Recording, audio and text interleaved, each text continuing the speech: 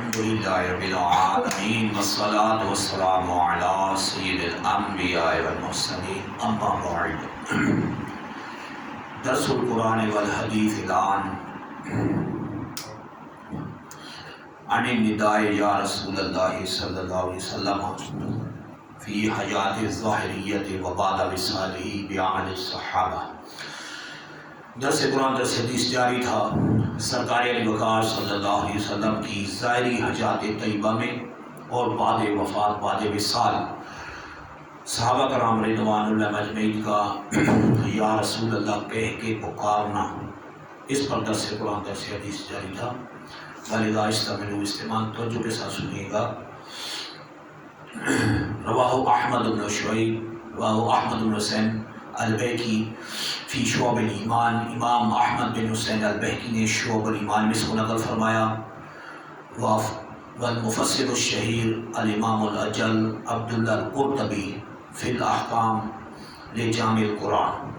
اور عظیم الشان مفسر امام قرطبی نے اس کو احکام لجامع القرآن یعنی اپنی تفسیر میں اس حدیث مبارکہ کو روایت فرمایا۔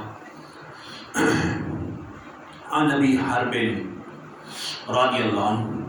حضرت ابو حرب رضی اللہ عنہ سے قول ارشاد فرماتے ہیں حج اعرابی، ایک دیہاتی شخص نے حج کیا، ایک عربی یعنی دیہاتی شخص نے حج کیا۔ فلما جاء الى باب مسجد رسول اللہ صلی اللہ علیہ وسلم،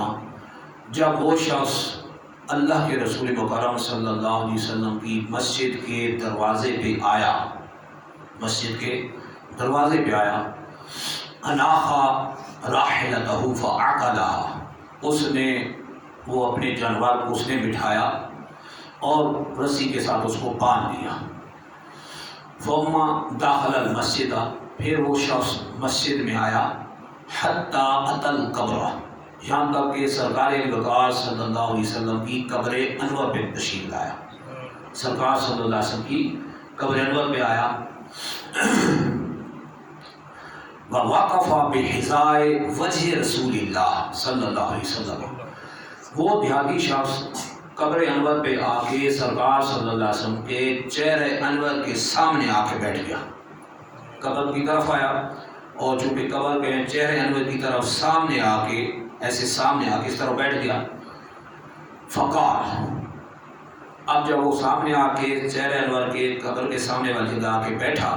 تو اس نے عرض کی بے ابی انت و امی یا رسول اللہ، کیا کہنے لگا؟ میرے ماں باپ آپ پر قربان، بے ابی انت و امی یا رسول اللہ، یہ دیکھیں الفاظ پہ غور کریں، میرے ماں باپ آپ پہ قربان یا رسول اللہ، چہرہ انور کی طرف آ کے بیٹھا قبر پہ اور کہنے لگا یا رسول اللہ، اے اللہ کے رسول صلی اللہ علیہ وسلم، جئتک مثقلا بالذنوب والخطایا، میں آپ کی بارگاہ میں گناہوں اور خطاؤں سے لتھڑا ہوا آیا ہوں۔ مثقلا بالذنوب والخطایا، اس کا کہتے ہیں بھارے، یعنی گناہوں اور خطاؤں سے بھرا ہوا، لتھڑا ہوا آپ کی بارگاہ میں حاضر ہوں۔ مستفشیا بک علی ربی، اور آپ صلی اللہ علیہ وسلم کو رب کے حضور، آپ صلی اللہ علیہ وسلم کو رب کے حضور سفارشی شفاعت کرنے والا بنانے کے لیے آیا ہوں، یہ اس نے عرض کی۔ لأنہ قال فی محکم کتابی، اس لیے کہ اللہ جل شانہ نے اپنی روشن کتاب قرآن میں خود ارشاد فرمایا ہے وَلَوْ أَنَّهُمْ إِذْ ظَلَمُوا أَنفُسَهُمْ جَاءُوكَ، اللہ نے قرآن میں فرمایا ہے کہ اگر یہ مسلمان اپنی جانوں پہ ظلم کر بیٹھے، جاءوک، اے حبیب صلی اللہ علیہ وسلم توبہ کے لیے آپ کے پاس آ جائیں، فاستغفروا اللہ، اللہ سے گناہوں کی بخشش مانگیں، واستغفر لهم الرسول، اور اللہ کا رسول صلی اللہ علیہ وسلم ان کے لیے بخشش کی دعا مانگے، لوجدوا اللہ توابا رحیما، تو اللہ جل شانہ کو بہت زیادہ توبہ قبول کرنے والا اور بہت زیادہ رحم کرنے والا پائیں گے۔ یہ اللہ نے قرآن میں فرمایا ہے، میں آپ کی بارگاہ میں حاضر ہوا ہوں وقد جئتک بأبی انت و امی مثقلا بالذنوب والخطایا، اے اللہ کے رسول صلی اللہ علیہ وسلم میں گناہوں اور خطاؤں سے لتھڑا ہوا آپ کی بارگاہ میں آیا ہوں، اس آیت کا سہارا لے کے آپ صلی اللہ علیہ وسلم کی بارگاہ میں گناہوں خطاؤں سے لتھڑا ہوا آیا ہوں۔ استفشر بک علی ربی ان یغفر لی ذنوبی،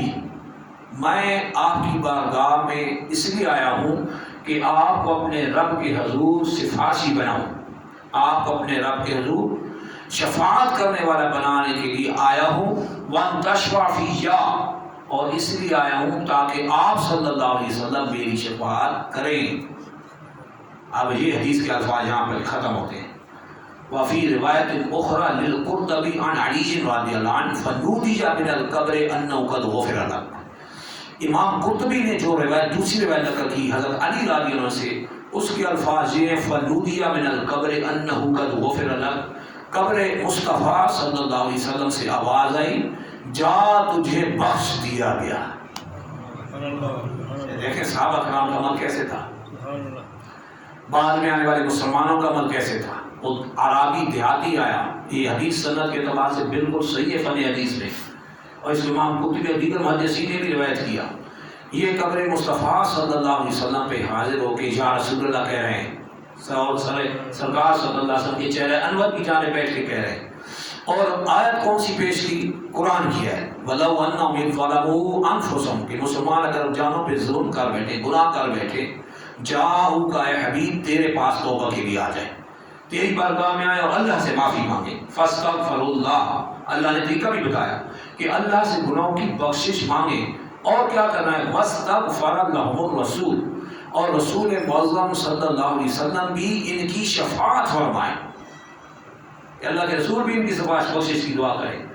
ان کی سفارش فرمائیں۔ لَوَجَدُ اللَّهَ تَوَّابًا رَحِيمًا، تو یہ اللہ جل شانہ کو بہت زیادہ توبہ قبول کرنے والا اور بہت زیادہ رحم کرنے والا ضرور پائیں گے۔ واجد فعل ہے کہ وہ پائیں گے، لیکن واجد لام تاکید کا ذکر فرما دیا کہ ضرور پائیں گے، کیونکہ آپ کی بارگاہ میں حاضر ہیں، ایسے نہیں کسی بار، یہ اللہ کے رسول کی بارگاہ ہے اور محبوب رب العالمین ہیں، اور یہاں کے جب وہ مانگیں گے تو اللہ کو اور زیادہ بہت زیادہ توبہ قبول کرنے والا، بہت زیادہ رحم کرنے والا پائیں گے۔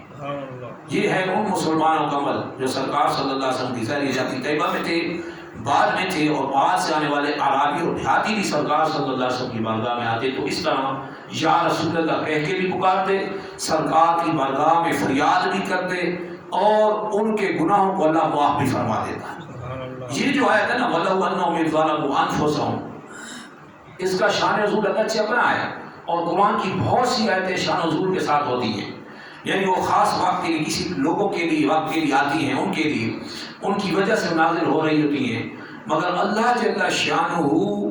کا وہ جو آیت کا حکم ہوتا ہے وہ عام ہوتا ہے۔ اصول تفسیر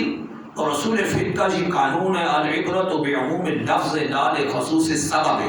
کہ اعتبار آیت کے ظاہری معنوں کا ہوتا ہے، ظاہری معنوں کا، اس کا اعتبار نہیں کیا جاتا کہ وہ کس کے لیے کب نازل ہوئی، بلکہ اس کا اعتبار ہوتا ہے کہ اس کا حکم عام ہوتا ہے، لہذا یہ حکم قیامت تک ہے کہ کوئی مسلمان اپنے اوپر ظلم کرے، گناہ کرے،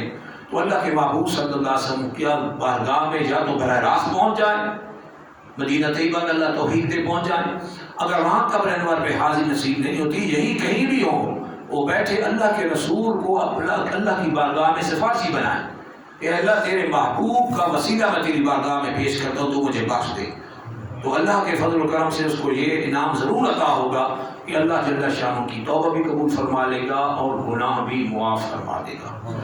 اللہ کی بارگاہ میں دعا میں حق سمجھے، دوسرا حق پہنچانے کی توفیق عطا فرمائے۔